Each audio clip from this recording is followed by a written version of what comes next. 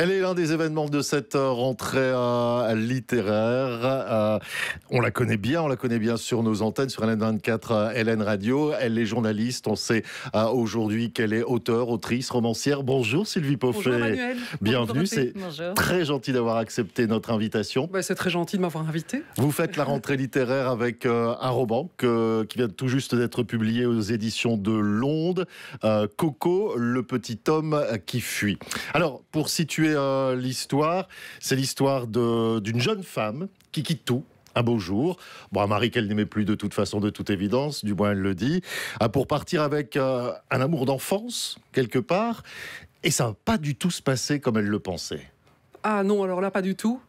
L'amour d'enfance se révèle être un tyran au fur et à mesure des années, puisque cette histoire dure quand même une dizaine d'années. Et c'est pas du tout le petit garçon qu'elle a connu quand elle était jeune. Il faut savoir que c'est un roman, mais très très inspiré de faits réels.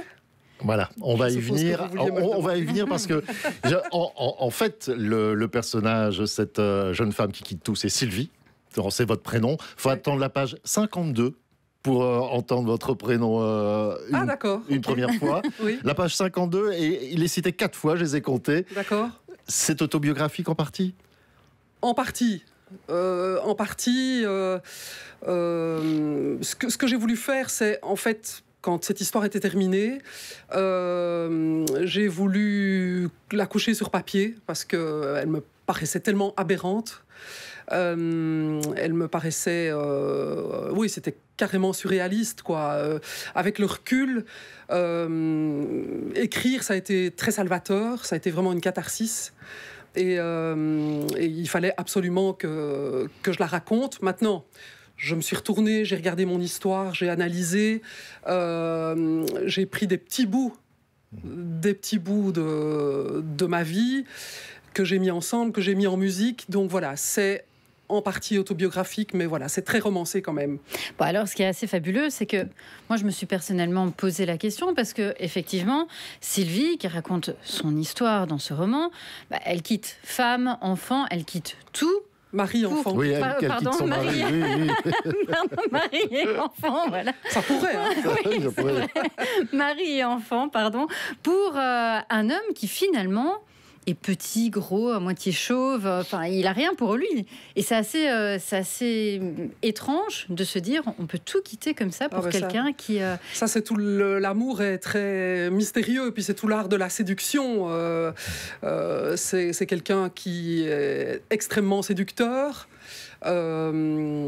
qui sait exactement comment arriver à ses fins.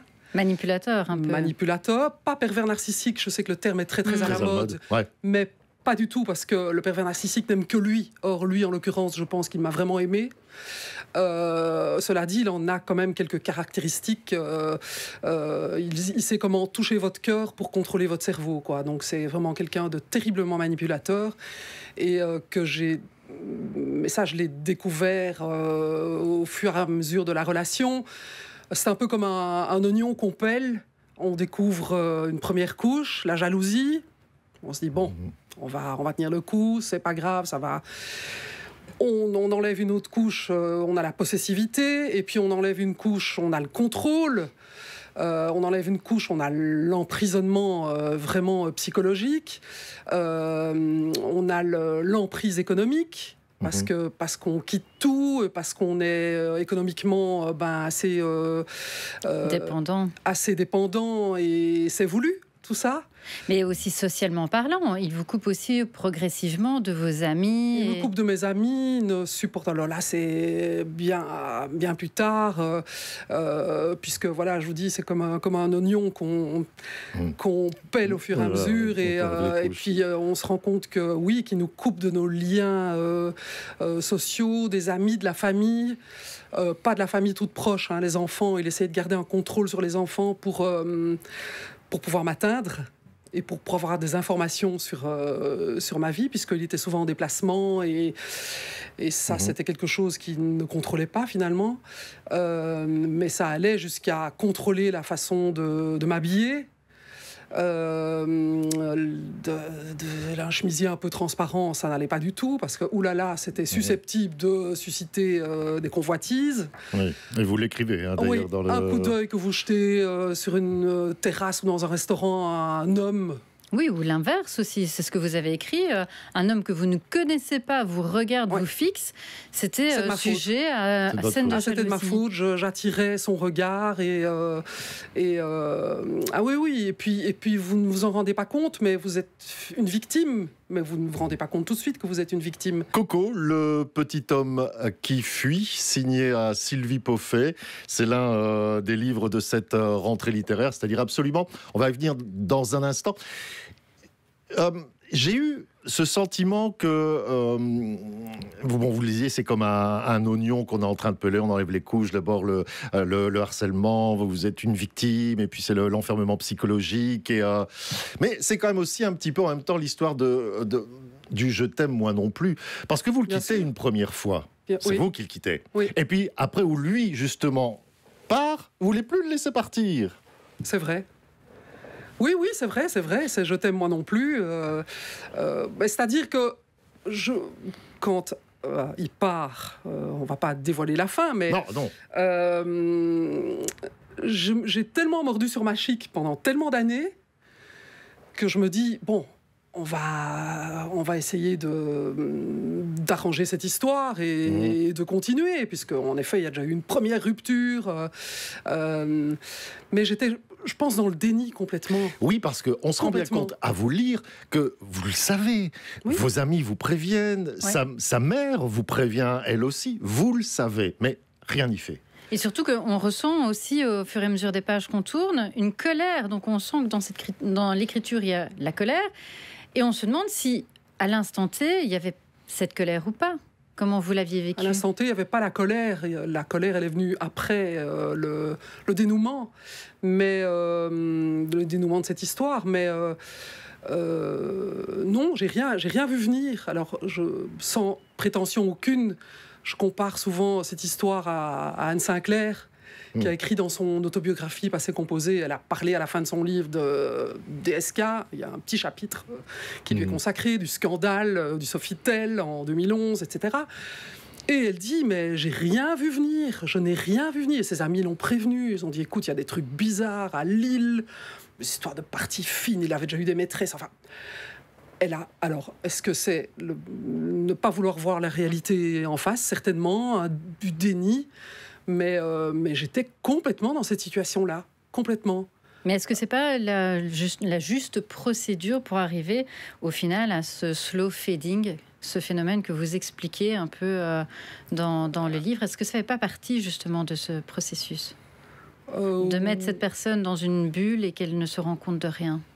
Alors, le slow fading venait plutôt de son côté à lui, et c'est typique des réseaux sociaux, comme le ghosting, comme beaucoup de jeunes connaissent, je pense. On ghost, on zappe, et du jour au lendemain, on ne donne plus de nouvelles. Le slow fading, c'est plus insidieux, et c'est plus doux, et c'est plus lent. Donc, on sait qu'on veut mettre un terme à une relation, mais on y va tout doucement, on ne fait plus de projets.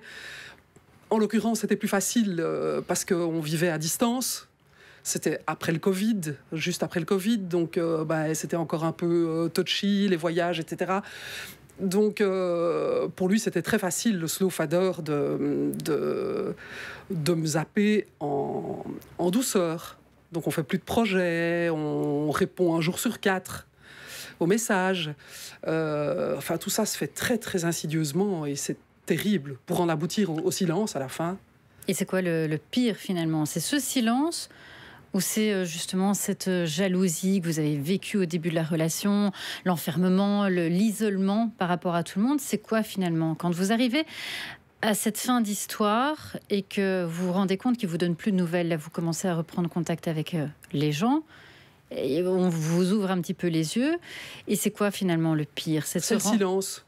Le silence était épouvantable parce que vous êtes devant un mur et Pas d'explication. aucune explication. Alors je suis pas un monstre, loin de là. Je peux comprendre qu'on ait entamé une autre relation ailleurs, mais qu'on me le dise. Mais ne rien dire et me laisser mijoter pendant des mois. Ça a duré des mois. Hein. Est-ce que quand on sort d'une relation comme ça, on en veut aux hommes? Non. Non. Non. Okay. Non, je vais pas. Parce que j'ai plus, je ne l'ai plus en tête. Mais ah oui, voilà. Non, c'est pas ce que je veux dire. C'est parce que je me demande si par certains moments, et je n'ai plus la fin. Vous citez, c'est Alfred de Musset. Oui, voilà, c'est ça. Et je me suis dit, mais Sylvie, c'est une pointe de misogynie, ça. Oui. Alors, c'est très drôle parce que j'ai été élevée par un papa tout seul. Donc on avait, enfin j'ai un peu dans une culture misogyne mais tout ça avec beaucoup de bienveillance et d'humour. Beaucoup d'humour. Mais là, je trouvais que cette phrase de Musset qui dit « Tous les hommes sont orgueilleux, hypocrites, menteurs, lâches, fourbes », en fait, le Coco, le Coco en question, il regroupe vraiment. Enfin, c'est lui, quoi. C'est un condensé. C'est toute la phrase de Musset, elle est condensée dans l'individu, quoi. On va devoir s'arrêter là, malheureusement. Dorothée, on a adoré. Hein. On l'a lu adoré. Honnêtement, on l'a lu d'une traite. Moi, je vous l'ai dit, je m'y suis mis à 15h, à 19h, c'était fini. Vraiment. Voilà. Ok, parfait. Alors, merci de m'avoir reçu. On vous retrouve de toute façon tout à l'heure. Ce sera pour midi, n'oubliez pas. Revenez dans nos studios. Hein. Voilà, le Coco, le petit homme qui fuit. C'est Sylvie Pauphé. C'est un des livres de la rentrée à vous procurer. Merci Sylvie. Merci à tous les deux. Beaucoup.